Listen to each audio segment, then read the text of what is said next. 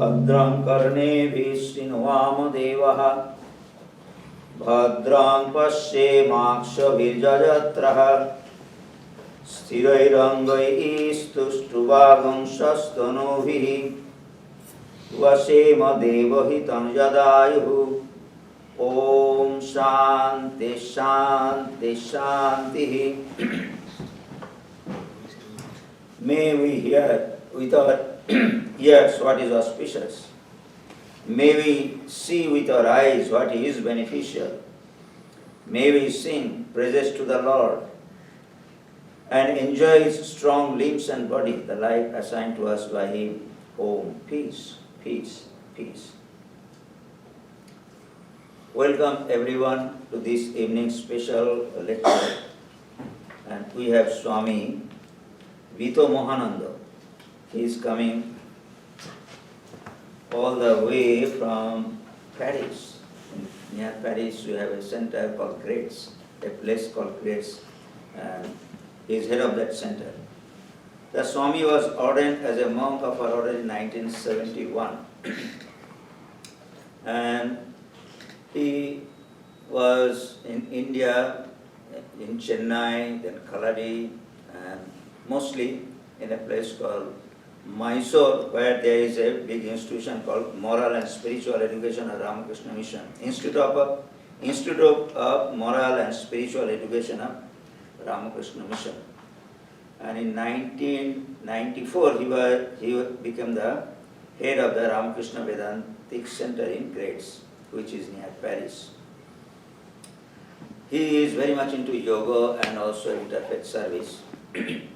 He frequently lectures on yoga and guides students of meditation in many places around the world.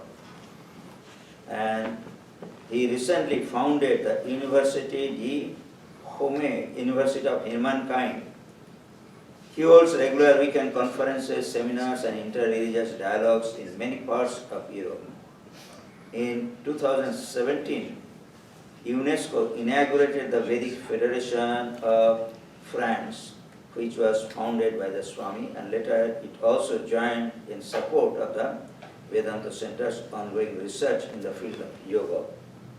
And today he is speaking on the subject, the Vedantic way of courage to be. He visited us in 2007, I believe, and with him we have two musicians who are devotees of the great center. Their name is Naren and Sarda, European musical duo. Naren is a French songwriter and singer and guitarist, and Sarda is a singer originally from Netherlands. They formed their duo in 2005 and have performed in Europe, the USA, Japan, and Brazil, and have released several CDs. The point is that Swami will be speaking for about 45 minutes, and I requested the musicians to give their presentations after that for about 15 minutes. And they have CDs brought with them, and if you want to buy them after the function, after this talk and songs, you are most welcome to buy them. It is displayed on the fire. So now I am very happy that Swami Veetamohananda ji has agreed to come here after this Memorial Day retreat in Holima, and we are very thankful to him. And I request Swami Veetamohananda ji to speak on the subject, the Vedantic way of courage to be. Swamiji.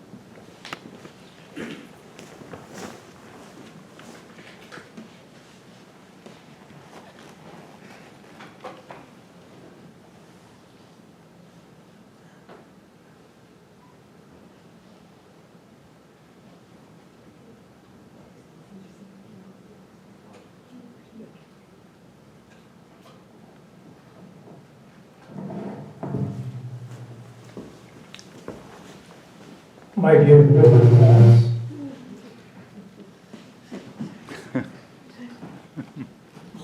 my dear brother monks, spiritual aspirants, I am very much delighted to be with you this evening. I have certain reflections on as how to practice the courage in our everyday life. First, let us question what is life. One may say, love is life. Well, when we say love, it is not physical, it is non-physical. Then one may say, intelligent way of being is life. Here also, what we call intelligence has higher dimension. One may say, life is to be creative, to be happy. To be creative and to be happy also has higher realities as how to apply and practice. Now, let us try to reflect. Are we really happy in life? If we are not happy, why are we not happy? Why are we not able to open up our heart to our near ones and dear ones?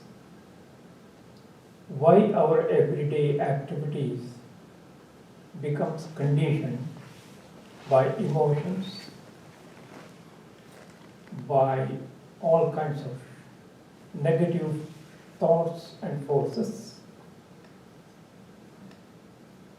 So, when we go on reflecting, we come to the conclusion there are certain aspects which we need to transform in ourselves.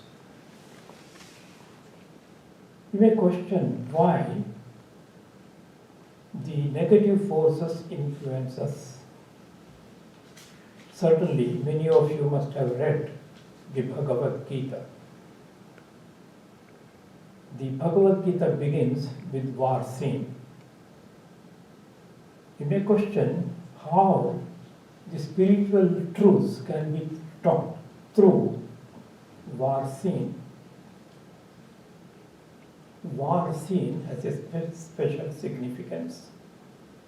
First, let us take up the word Dhritarashtra, a blind king. Now, this blind king has two significance.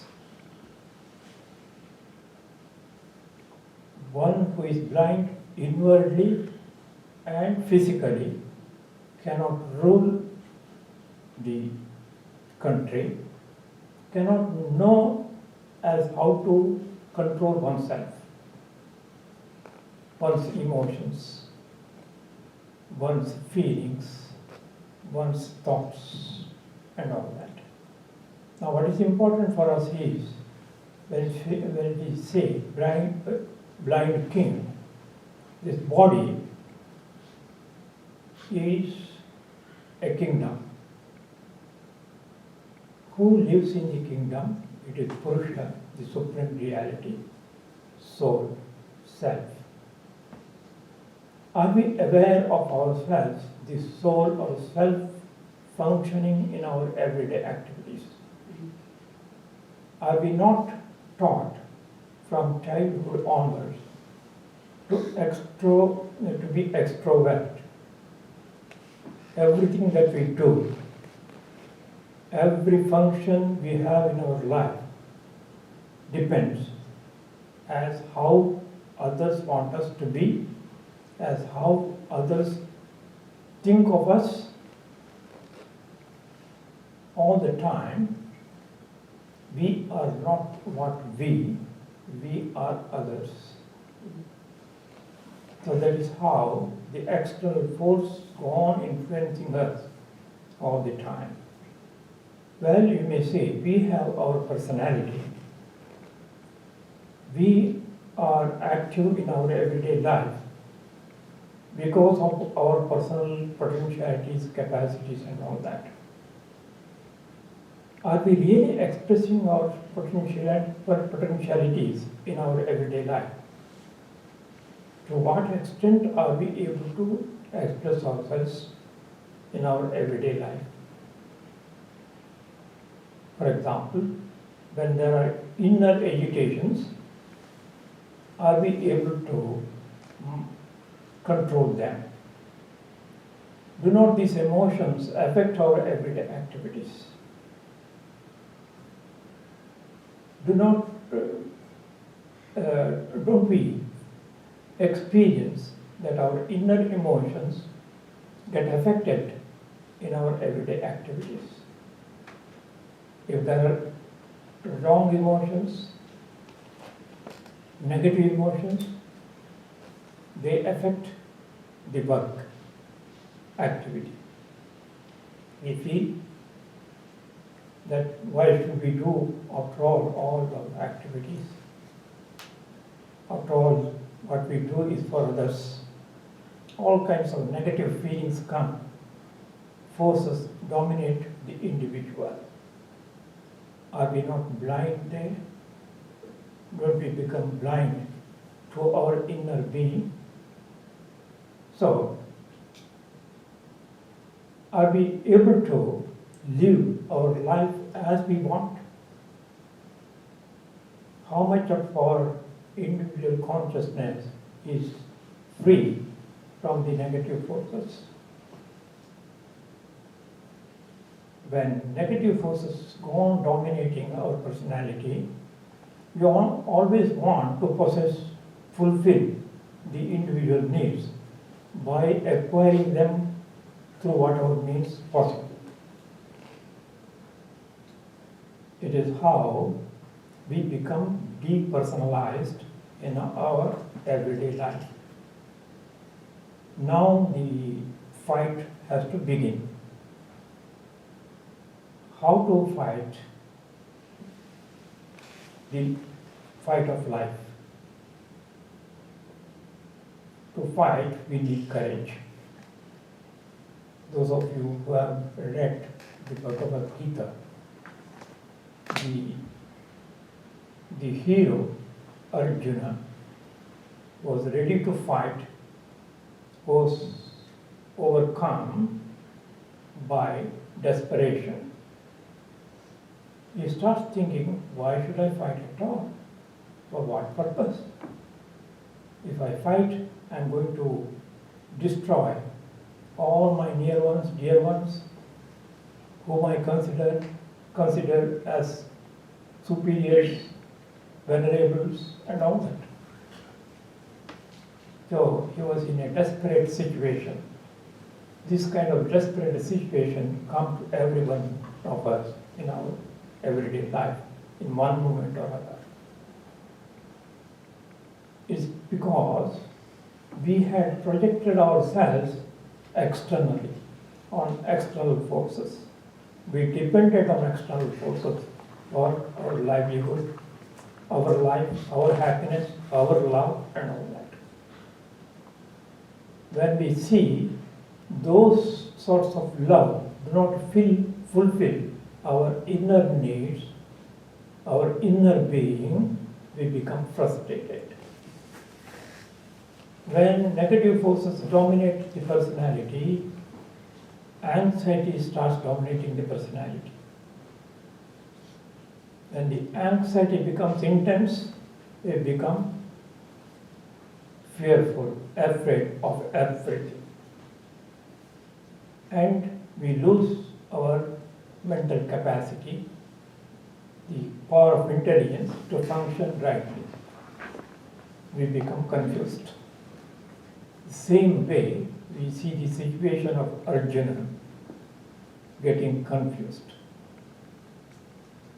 A hero becoming, imagine, a incapable personality, losing all power of concentration. So there comes the inspiring words from the Supreme. From where has come upon thee this kind of weakness? It doesn't befit a hero. Now you have to rise up. he gives such a shock treatment that it Shudram Hridayadauparya. Your heart has become so very, very weak. You have become meaningless for life. How is it possible? You are a hero. Uttishta Kaunteya. Rise up. You have to fight. Also, he tells the answer comes from the Supreme as one how has to fight the battle of life. Mam anusmara yudhyaja. Think of me and fight. Now the question comes as how are we to think of the Supreme? Certainly, you know, the representation of the Bhagavad Gita, Lord is the driver or charioteer, where the charioteer, the voyager or one who travels, sits looking up to the Lord. Arjuna looks up for solution, inspiration, guidance to the Supreme Reality represented as Krishna. Krishna holds the reins. As all of us know, mind is fluctuating. If we are connected to the Lord or Supreme Reality, it is Supreme Reality that controls the mind. Otherwise, the horses, the sense organs are like horses. They may lead us to any destination of their liking, of their wanting. So, in our everyday life, in reality, these senses, they drive us to their desired ends, desired destinations, thinking that it is real, it is the happiness of life, not knowing that it's momentary, temporal. So everything becomes temporal in our everyday life. So now we need to know as to how to turn ourselves to the Supreme. This body is like a chariot. In one of the Upanishads, you might have known, Katha Upanishad, it beautifully explained, Shariram Ratamevatu. This body is like a chariot. Buddhim tu sarathim vidhi. Intelligence is the charioteer who drives. So, an inert vehicle needs a conscious being or consciousness to function. So here what happens, what the reality is, this body is inert. There is consciousness. It is that consciousness that has to function through the sense organs. So mind controller, it is buddhi or pure intelligence. So when the individual is connected to the pure intelligence, it becomes easier to control the fluctuating mind or agitating mind. Thereby, the senses cannot drag us to their desired destination. So, if this is the way of life that we are to lead, then we need to reflect as how it can be practiced in our everyday life. Perfectly right. We need to be active. We need not get ourselves closed up in our chambers, lonely. Loneliness may bring some other problems. No need at all. Or one need not to go to a seclusive place, either in a forest or in a cave, sit and meditate. No, that is not the answer that is given in the Bhagavad Gita. Only thing will have to awake yourself to the reality. That is why in the Upanishads it's very beautifully put, Uttishtata. You must awake yourself. Jagrata. Be aware of the dangers. Means dangers of external forces. We need not be carried away by the temporary external forces. Perfectly right. You may say, in our everyday life, it's quite normal, quite natural to be interactive, to listen to others' opinions, and we need guidance. There are superiors to guide us. Perfectly right, but then here the individual must be able to analyze what is good for oneself. It is not the disrespect that is shown to the elders or superiors, but one has to analyze for oneself what is good for oneself, where and when to apply them in everyday life. So, it is here that we have to develop, intensify the pure intelligence. You may question as how can we develop pure intelligence. We come to the point a little later. Well then, what is our real inner being? How can we know our inner real being? So, our inner being is the harmony of pure energy itself. You may say, yes, energy. It is the food energy that is converted as physical energy. Question, from where does the food get that energy to become your physical energy? In reality, it is infinite, pure energy becomes manifest as our food energy.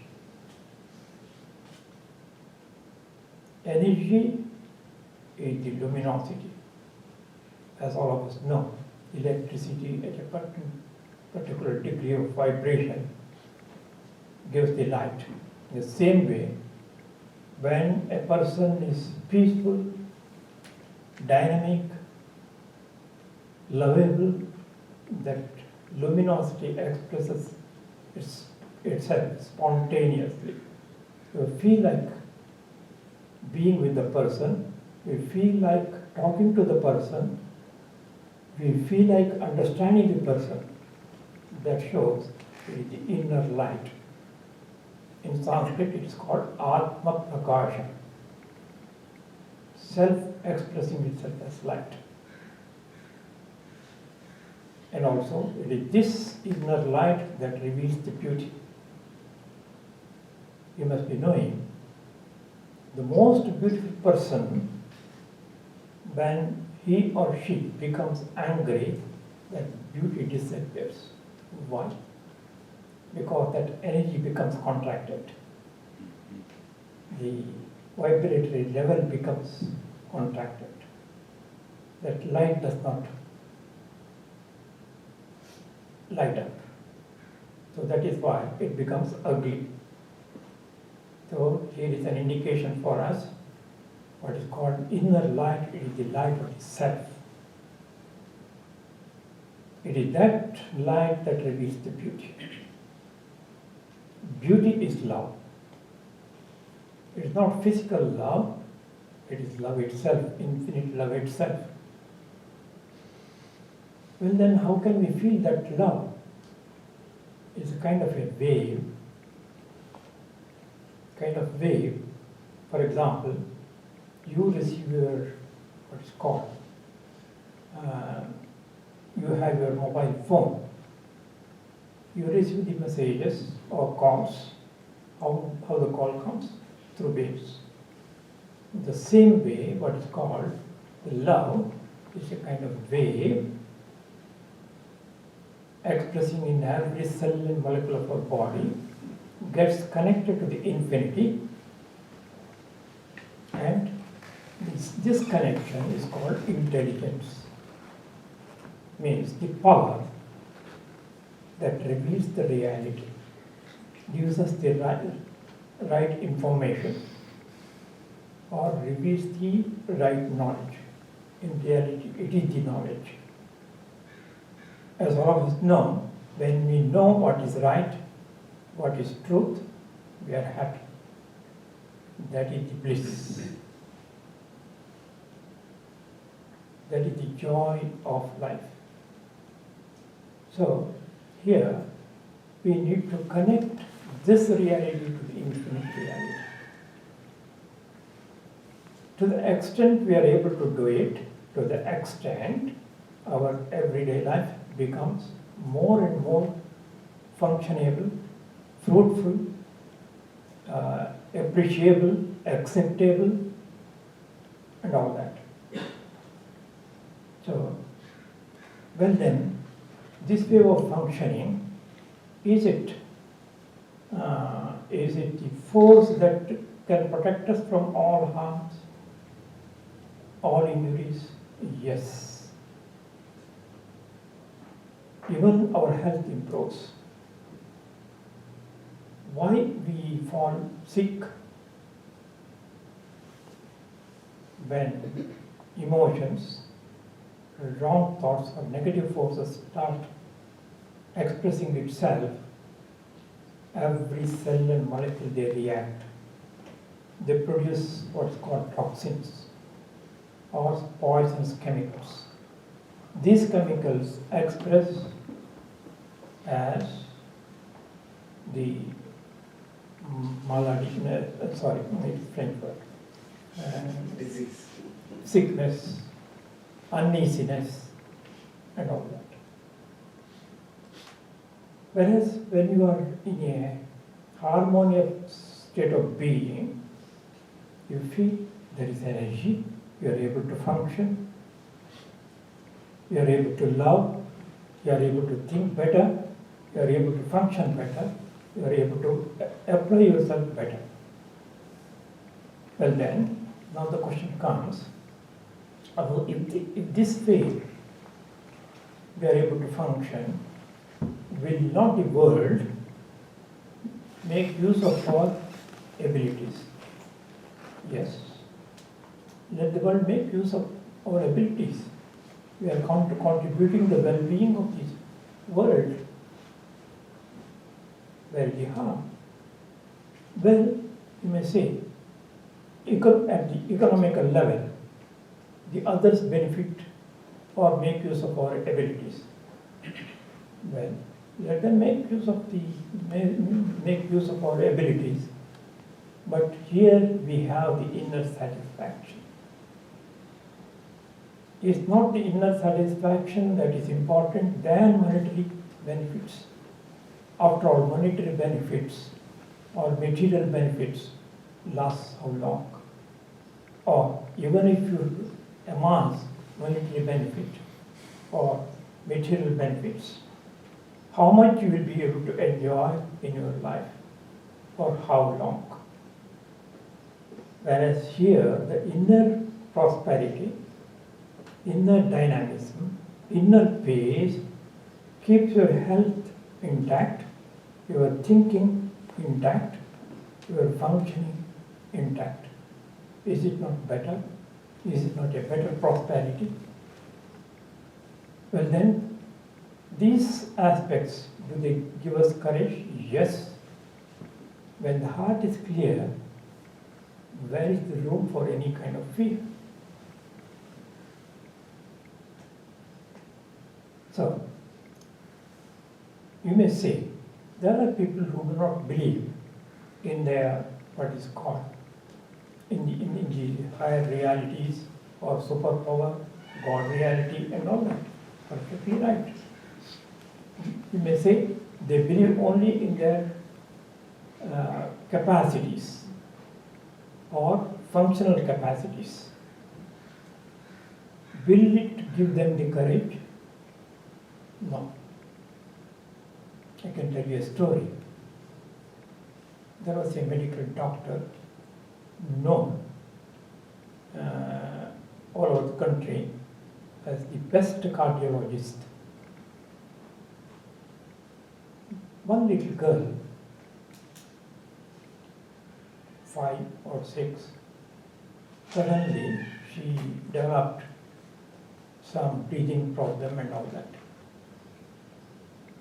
The family doctor suggested that she must be taken to the specialist.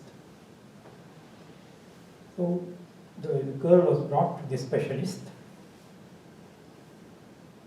The cardiologist said she must be operated immediately. Otherwise, there won't be any hope for her life. Even after the operation, I am not sure that will survive. He told the parents, you have to take the risk. The parents love the child, they want the child back to them.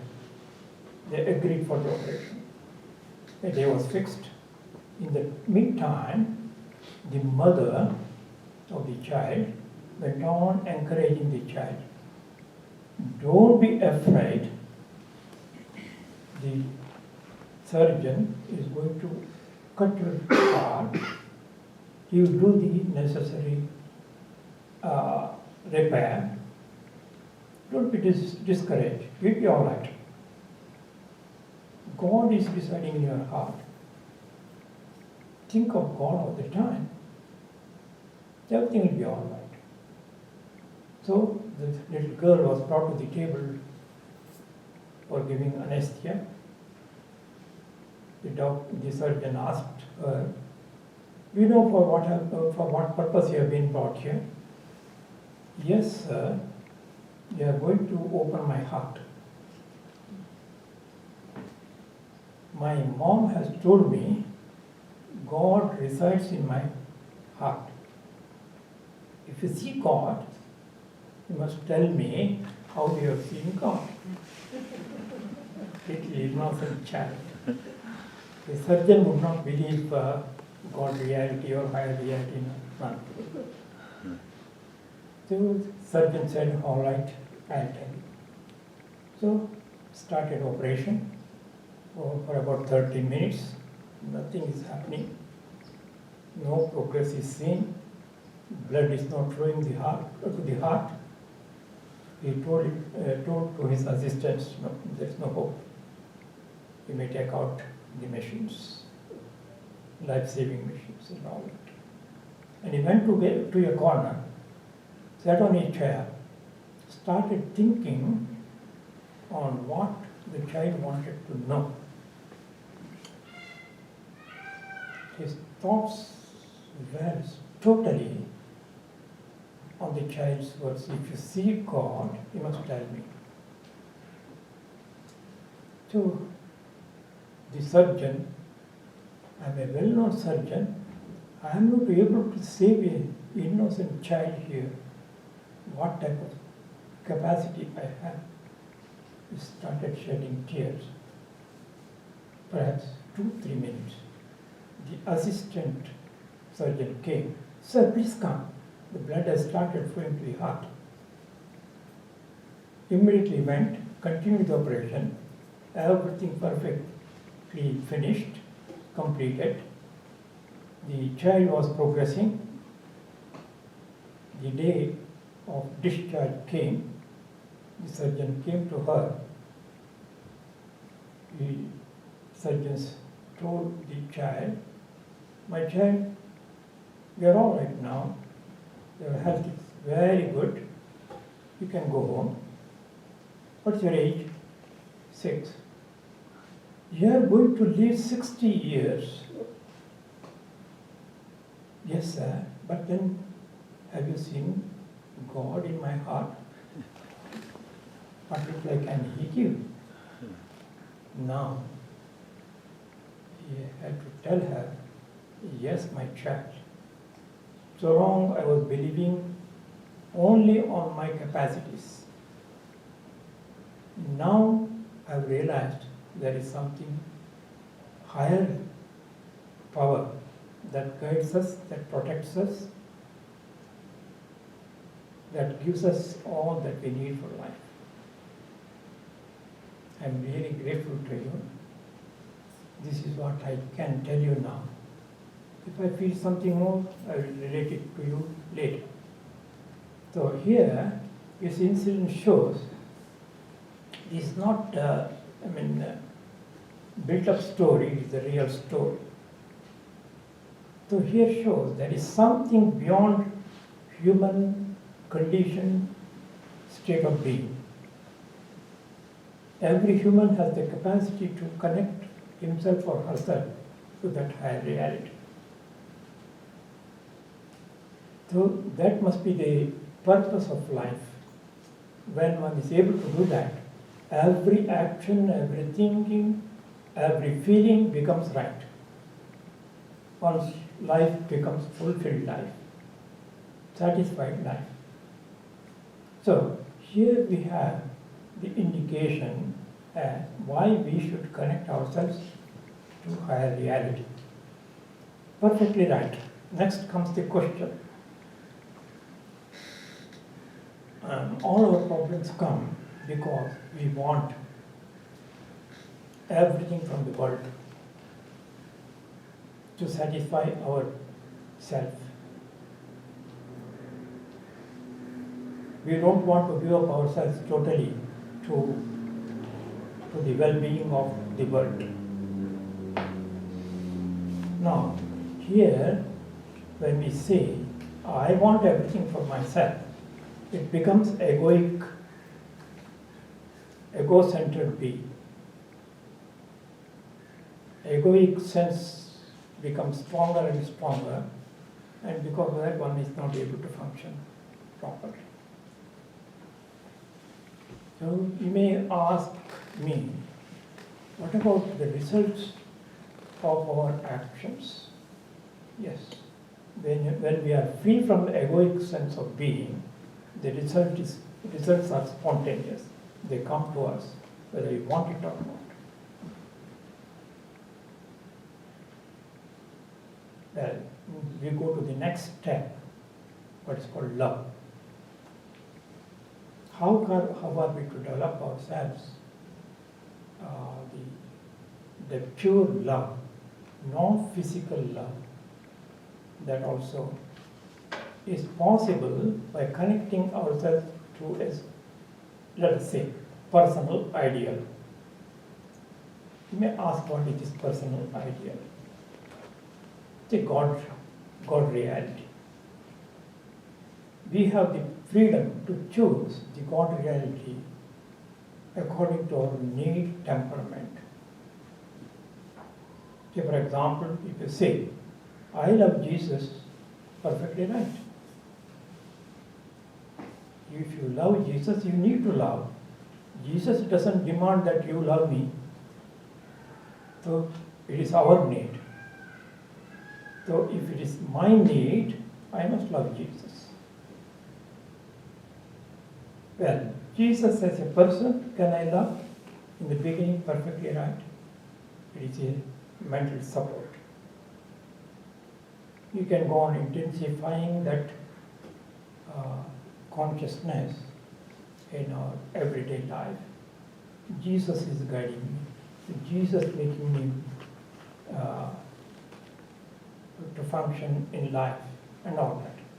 That is how slowly the pure love starts getting intensified. Well then, that personalized love becomes impersonal. When the consciousness becomes larger and larger, expansive. So that is the way one continues. Or one has to love one's function in life.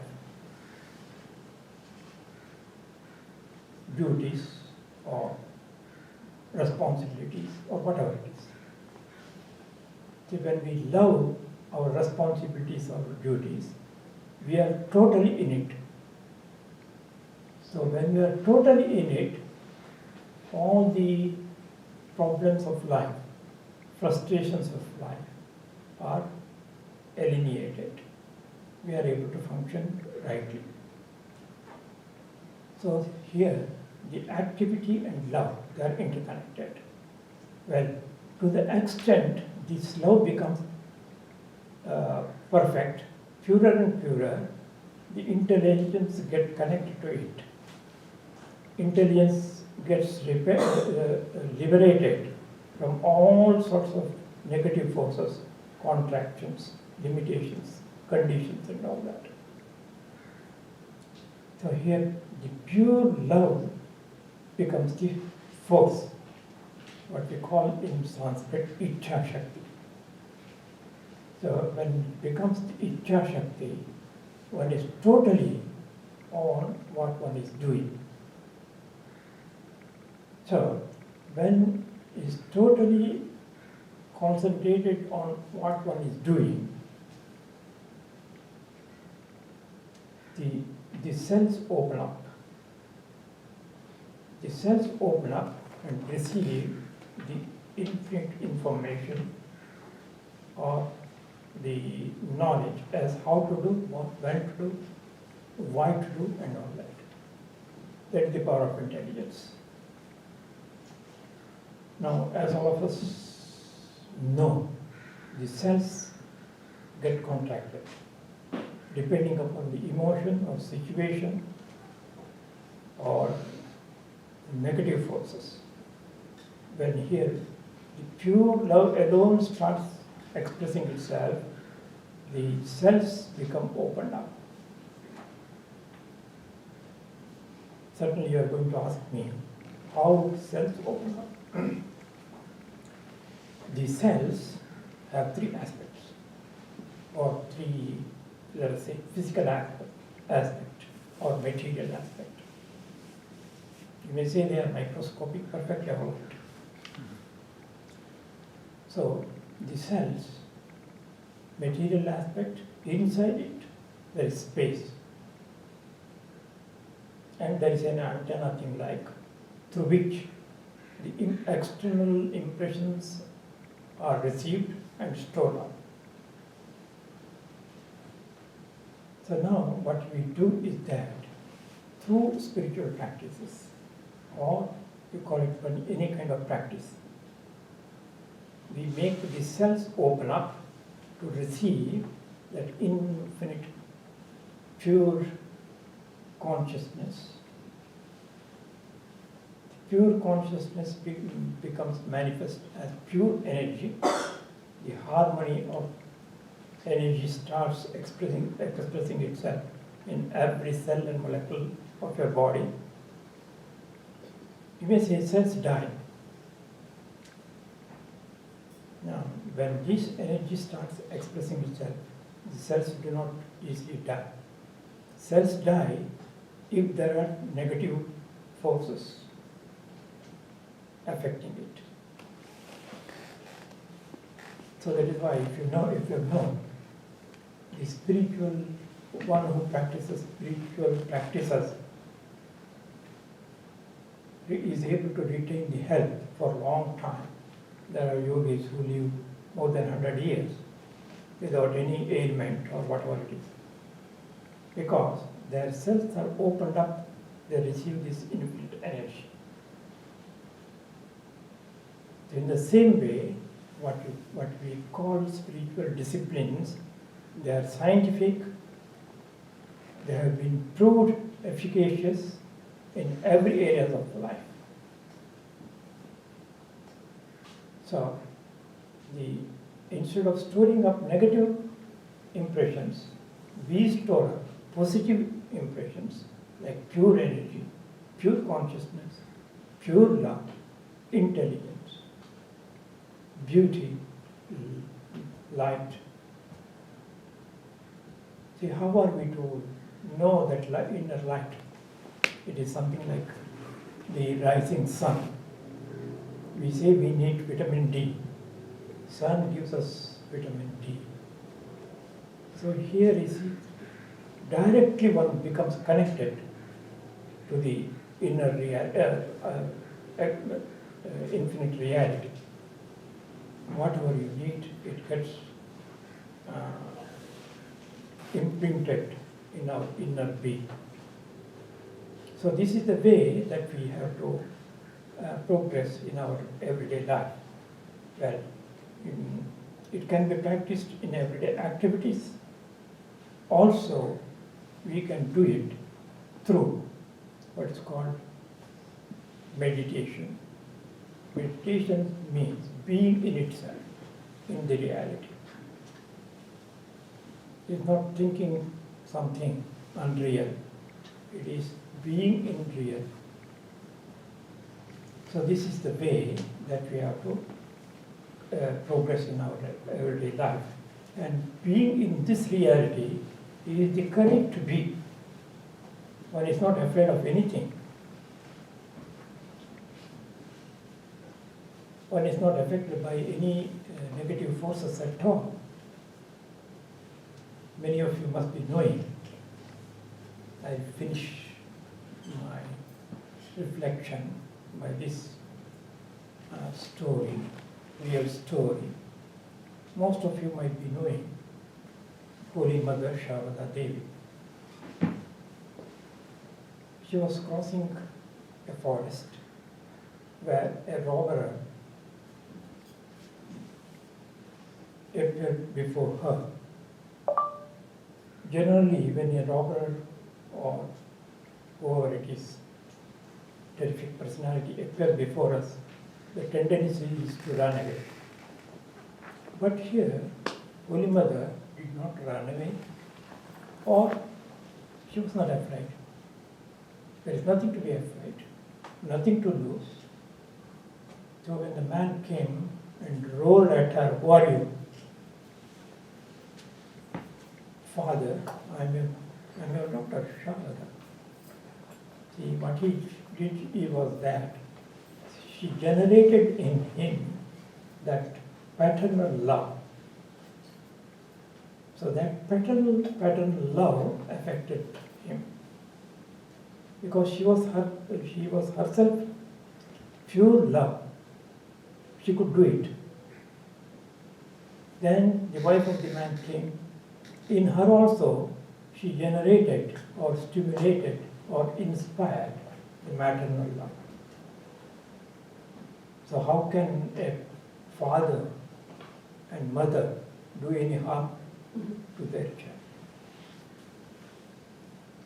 She was taken to their home, looked after as their own child, give all protection all through the way. Let us reflect on it.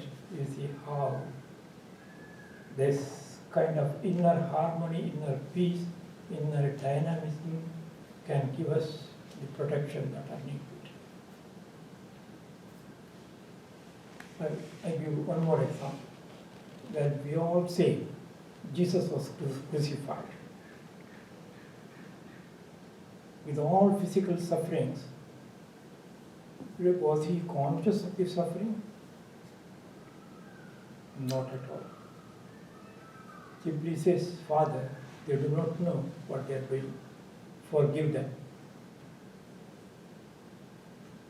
From where can come such a word unless one is peaceful inwardly? If we were ordinary people, we would have reacted, "Oh, this man has done this, so and so has done this," and all that.